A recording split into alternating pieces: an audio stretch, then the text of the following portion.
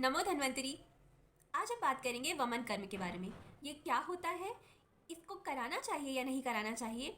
मैं आपको इस पर एक ऑनेस्ट रिव्यू दूंगी क्योंकि मैंने खुद अभी अपना वमन कर्म कराया है और मैं आपको हर एक चीज़ के बारे में बताऊंगी कि आपको इसको करते टाइम क्या सावधानियां रखनी है, आपको क्या तकलीफ़ होती है। मैं हर एक चीज़ के बारे में आपको बताऊंगी, तो बने रहिए हमारे साथ वीडियो के एंड तक। वमन कर्म एक प्रोसेस होता है जिसमें दोषों को ऊर्ध्व मार्ग से निकाला जाता है। मतलब बेसिकली इसमें आपको वॉमिटिंग के थ्रू दोषों को बाहर निकाला जाता है। इसमें ये एक लंबे टाइम का प्रोसेस है, मतलब आपको कम से कम इसमें 12 से 14 दिन लगते हैं। इसमें पहले आपको दीपन पाचन कराया जाता है, उसके बाद स्नेहपान कराया जाता है, उसके बाद एक दिन छोड़ करके दूसरे दिन आपको वमन कराया जाता है। तो इस तरीके से ये प्रोसेस कंप्लीट होती है। तो मैं अभी आपको कुछ क्लिप्स दिखाऊंगी जिसमें कि आप देखेंगे कि इसमें क्या क्या होता है। और इसमें जैसे कि घी पीना पड़ता है तो थोड़ी सी डिफ़िकल्टी आती है क्योंकि घी खाना और पीना एक अलग बात होती है।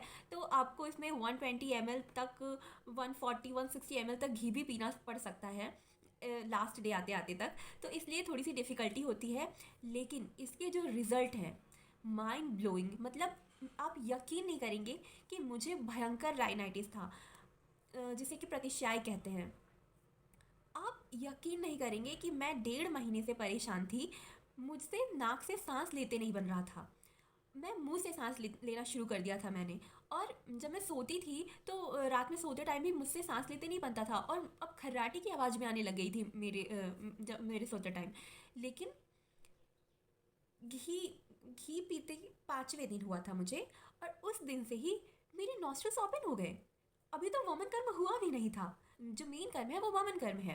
तो वमन तो हुआ भी नहीं था और तब से ही मेरे नोज़ ओपन हो गए, मैं नाक से सांस ले पा रही हूँ, मेरी आवाज़ में चेंजेस हैं। मतलब मैं कितने सालों से इस चीज़ से परेशान थी और आधे प्रोसीजर में ही मुझे इतना ज़्यादा फ़ायदा देखने को मिला, मैं आपको बता नहीं सकती। अभी आप मेरे जो पिछले वीडियोस हैं ना, आप वो मेरे वीडियोस देखेंगे और ये वाली वीडियो देखेंगे, आपको मेरी आवाज़ में डिफरेंस समझ में आ जाएगा। मैं तो बहुत खुश हूँ कराकर। और उसके बाद उसमें क्योंकि मेरा पूरा कफ पित्त हर चीज़ निकल गया और भयानक निकला। ये जो प्रोसेस है वो सिर्फ बीमार होने पे नहीं कराई जाती है, ये प्रोसेस हमारी बॉडी को डिटॉक्सिफाई करती है। वमन, विरेचन, ये सब संशोधन कर्म है और इनसे हमारी बॉडी डिटॉक्सिफाई होती है। तो ये आप हर साल भी करा सकते हैं। अगर आप एबल हैं तो आप ज़रूर कराया करें।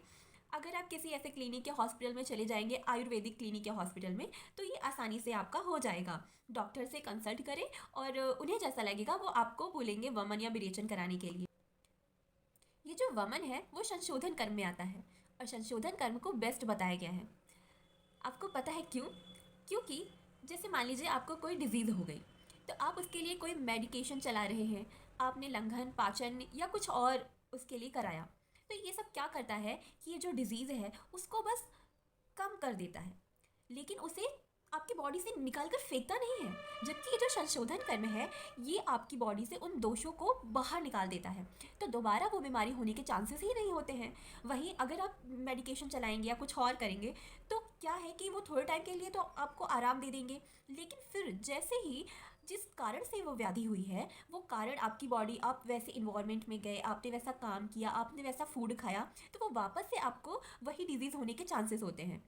इसलिए संशोधन कर्म बेस्ट होता है।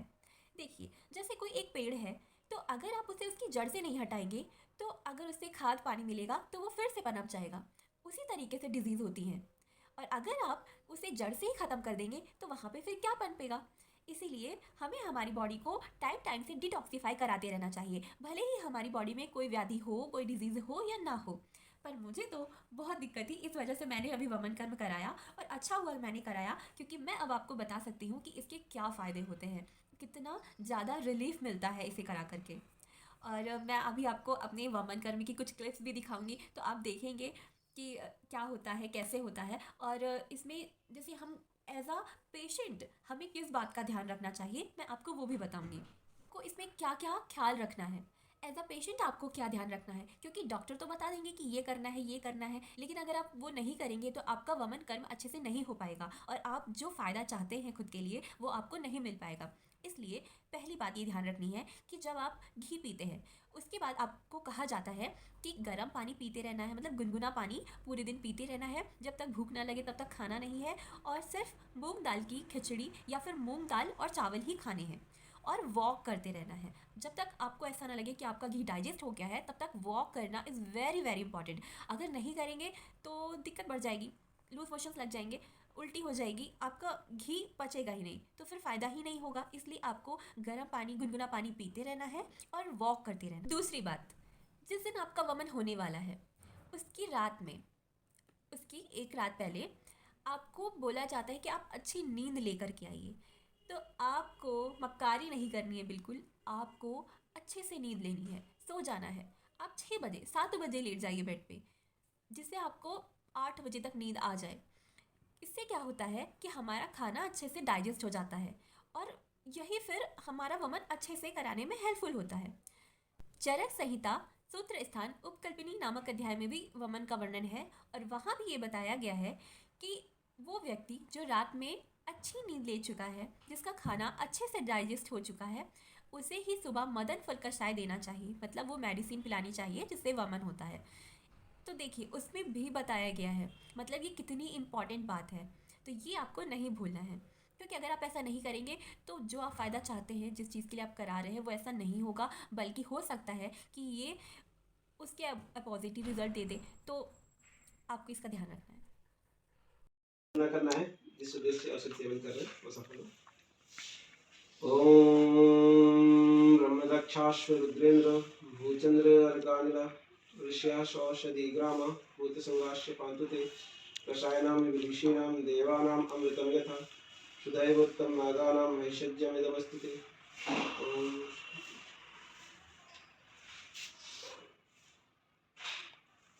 चलो प्रयास प्रारंभ कर। तुम्हारा वो कहाँ है? माता सामने लाया ले आया अच्छा चाहो तो उसे मिला भी सकते हैं। अरे ऐसी भी जाएगी सर, इतना तो है। चलो पियो पियो पियो। देखो लोग करना है, जब तक खत्म नहीं है तब तक रुकना नहीं, ठीक है। उल्टी नहीं होने वाली, जान लो, है ना।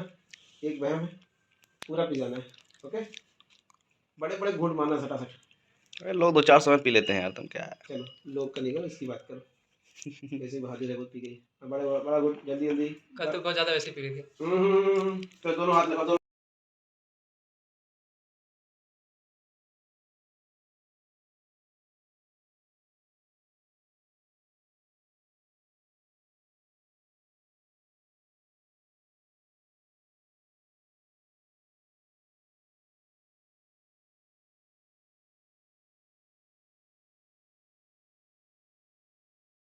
हाँ मिलता मसला के दे देना। बना बनाए। आंखें बंद करके पी जाओ। हाँ आंखें बंद करो, आंखें बंद करो, आंखें बंद करो, सही आंखें बंद करो। चलो आंखें बंद करो, स्मेल इसकी लो। चलो अब पी जाओ, आंख बंद करो। रुकना नहीं, चलो सड़ा, रुकना नहीं, रुकना नहीं, चलो चलो, सही सही सही सही।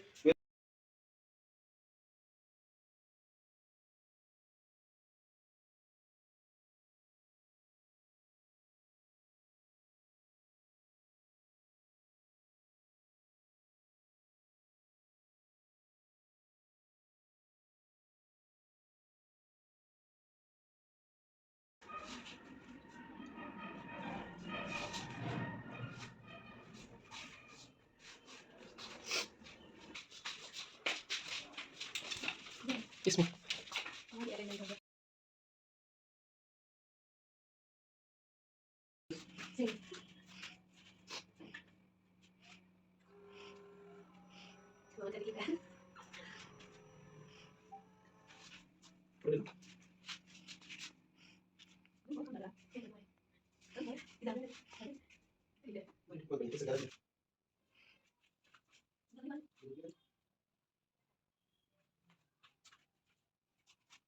दूध है,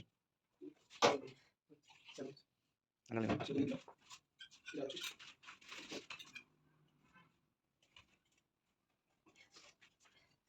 ये खाली नहीं,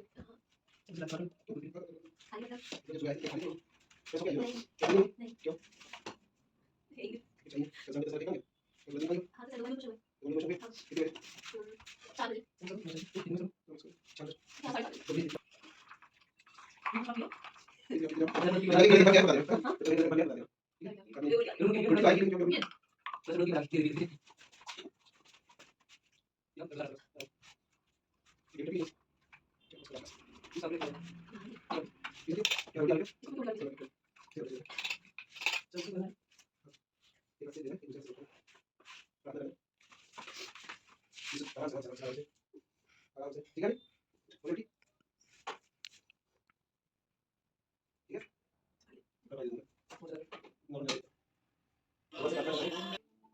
बस रखना है इस देश को ओम ब्रह्मदक्षाश्वरेन्द्र भूतेन्द्र ऋषियाशाश्वरीकाम भूतसंगाश्य पद्धति रसायन ऋषियां देवानां पंडिता सदैव तन्नागां भेषज जगदस्ति ओम शांति तो भी मीटिंग करेंगे लाइक कर चलो मन से रखो और यहाँ पे ध्यान देना ठीक है क्या हो रहा है कैसा हो रहा है ये देखो कैसी थी?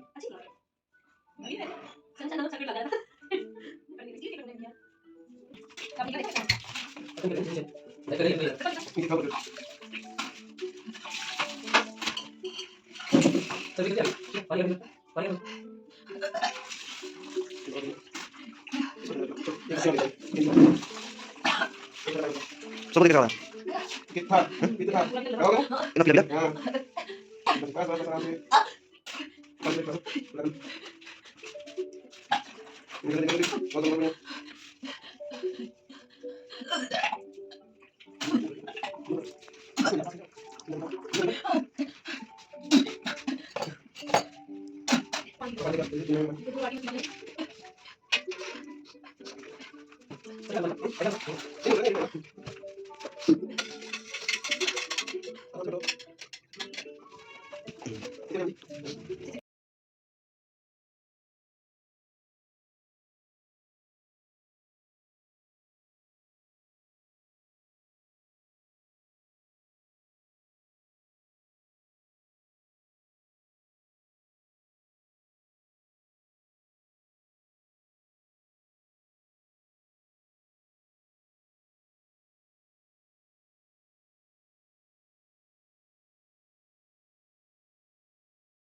निकल होती नहीं फिर से जैसे ठीक है